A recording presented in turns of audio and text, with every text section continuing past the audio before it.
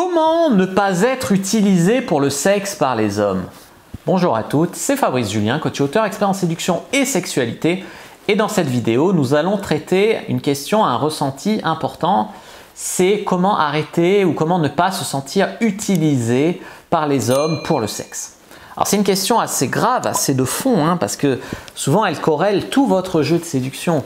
Moi je vois beaucoup de femmes qui pensent que les hommes disparaissent de leur vie ou que les hommes ne les rappellent pas parce qu'elles ont couché trop tôt. Et en fait, ce n'est pas ça.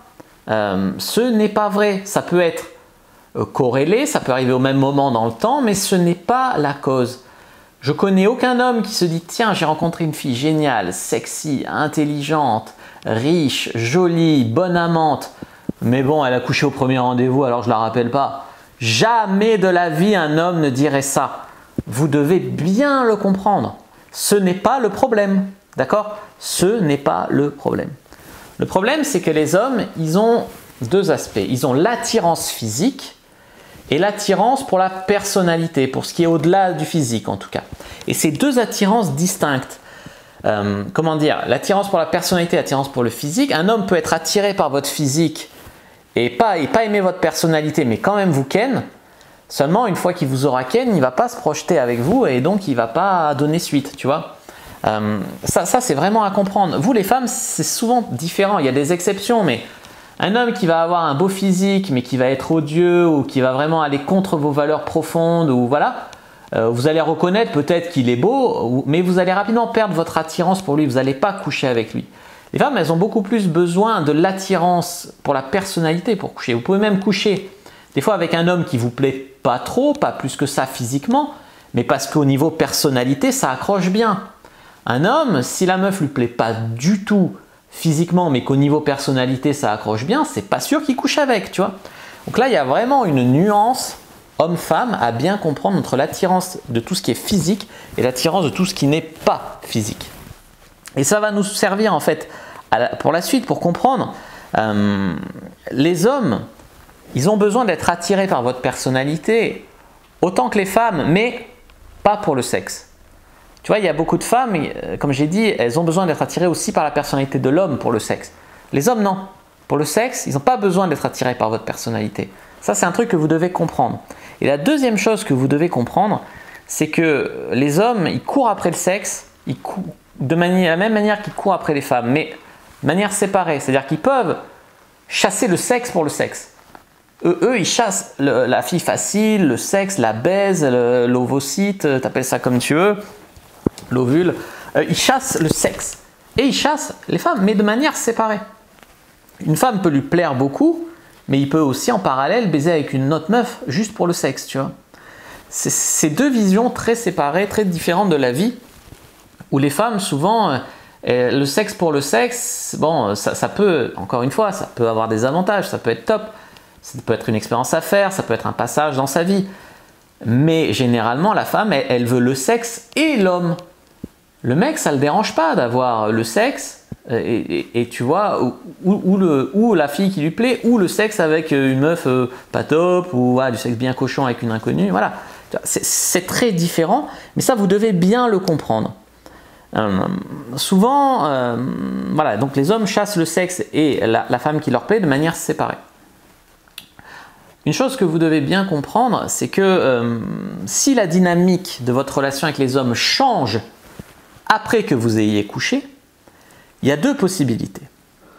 La première possibilité, c'est soit que vous avez changé d'attitude après le sexe, vous vous êtes mis en mode demandeuse, vous avez changé, vous avez commencé à être en mode prétendante, à lui cirer les pompes, voilà. Vous avez changé de personnalité après le sexe, du coup vous lui plaisiez peut-être avant, mais vous lui plaisez plus après.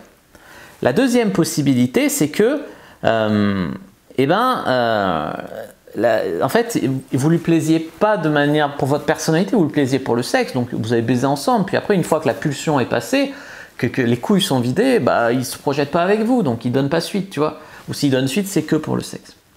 Donc vous devez bien comprendre un truc, c'est que la qualité de votre vie dépend vraiment de la qualité des questions que vous vous posez. Si vous vous posez la question en mode « qu'est-ce qui ne va pas chez moi ?» vous allez avoir des réponses négatives. Voilà, ce qui ne va pas chez toi, c'est ça. Il y a des choses, déjà ça sous-entend qu'il y a des choses qui ne vont pas chez vous. Et ensuite, tu vas avoir la liste de tout ce qui ne va pas chez toi. C'est une mauvaise question à vous poser. Si vous vous posez la question comment arrêter de se sentir utilisé pour le sexe ou comment arrêter d'être utilisé pour le sexe par les hommes, ça sous-entend que les hommes vous utilisent pour le sexe. Et dans ce cas-là, vous n'avez plus que deux solutions. Soit arrêter de coucher, soit faire attendre les hommes avant de coucher. Et ça peut durer qu'un temps. Soit vous allez tendre des pièges, faire des tests, faire patienter, machin, pour voir si l'intérêt de l'homme est réel ou pas, s'il est au-delà du sexe ou pas. Voilà, vous allez jouer à des trucs, comme si le sexe était un truc que l'homme prenait sur vous, mais là où vous n'aviez pas de plaisir vous. Enfin, voilà, ça devient des petits jeux bidons, pitoyables, et surtout, c'est à côté de la plaque. L'intérêt du mec peut être réel, mais aussi que pour le sexe, tu vois. Moi, il y a des meufs que je fréquente, je les aime bien, mais si on baisait pas, voilà, elles m'apporteraient rien dans ma vie, tu vois. J'aurais pas forcément les voir, mais bon, vu qu'il y a le sexe, c'est cool, tu vois. Et au-delà de ça, il y en a d'autres, ben, même sans baiser, j'irai les voir. Mais ça ne veut pas dire qu'il y en a qui est moins ou moins bien, c'est des relations vraiment différentes. Donc, ce que je veux dire, c'est arrêtez de vous sentir utilisé pour le sexe. Vivez votre sexualité pour vous. Aimez votre sexualité pour vous. Vivez-la pour vous, pas pour l'homme, pas pour votre image, pas pour votre réputation, pas pour je vais me sentir sale, machin. Détachez-vous de toutes ces croyances. Augmentez vos standards dans votre vie, augmentez votre qualité de vie, augmentez la femme que vous êtes.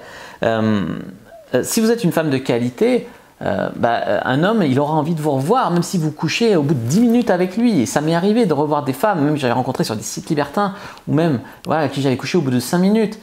Ça dépend de la femme, ça dépend pas de la vitesse après laquelle elle couche. Un homme, il peut très bien faire 3 rendez-vous, vous voir, machin, coucher avec vous, et puis après pas vous rappeler. Ça veut rien dire. Les femmes, elles vont essayer de le piéger en mode, si on se voit plein de fois avant de coucher, il va s'attacher à moi, donc après quand on va coucher, je pourrais être soit nul au lit, soit décevante, soit machin, il sera quand même attaché, donc je vais dire, non, c'est nul comme état d'esprit, c'est nul.